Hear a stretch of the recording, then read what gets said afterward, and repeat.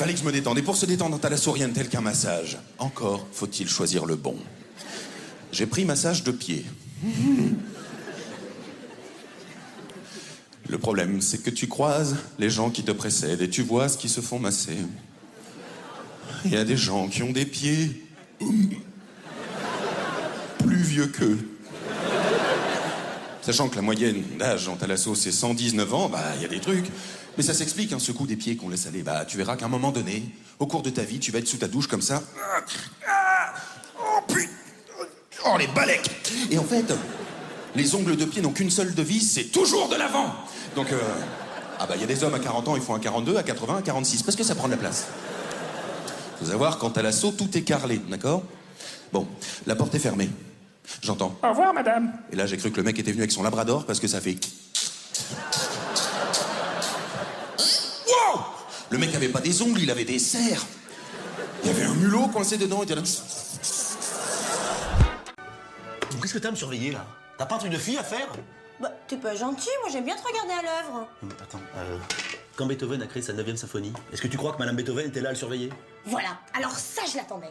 Il faut toujours qu'on parle de lui, toujours de Monsieur Beethoven. On oublie complètement cette femme. T'en sais rien, peut-être que sa femme, elle a vécu dans l'ombre et qu'elle s'est occupée de tout, de toute la tendance de la maison. Peut-être qu'elle a emmené ses vêtements au pressing, peut-être que c'est elle qui payait les factures de téléphone. Non, ça bien sûr, on l'oublie complètement. On parle que de lui. Lui, qu'est-ce qu'il faisait? Il écrivait des chefs-d'œuvre. Et ben peut-être qu'il avait beaucoup de chance d'avoir une femme comme ça. Lui, finalement, il était. Il était sourd!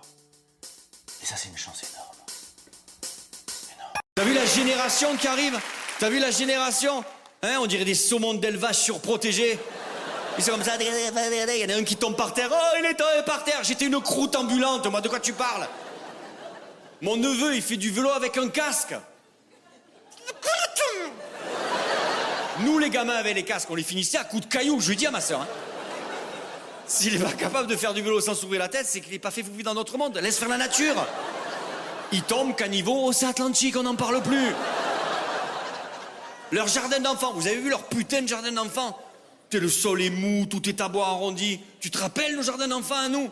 C'était des barres de fer chauffables au soleil. Tu mettais la main...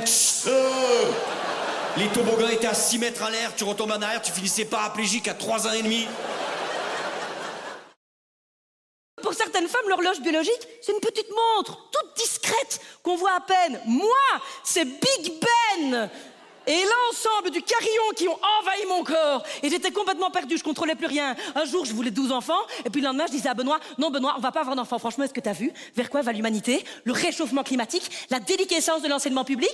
Puis je te rappelle, Benoît, que toi et moi, on est dans une démarche écologique. Et j'ai lu dans un magazine que si on voulait faire du bien à la planète, on devait faire un enfant de moins que ce qu'on avait envie d'avoir. Et moi, j'ai pas envie d'en avoir, donc on va peut-être devoir tuer celui d'un autre, donc non.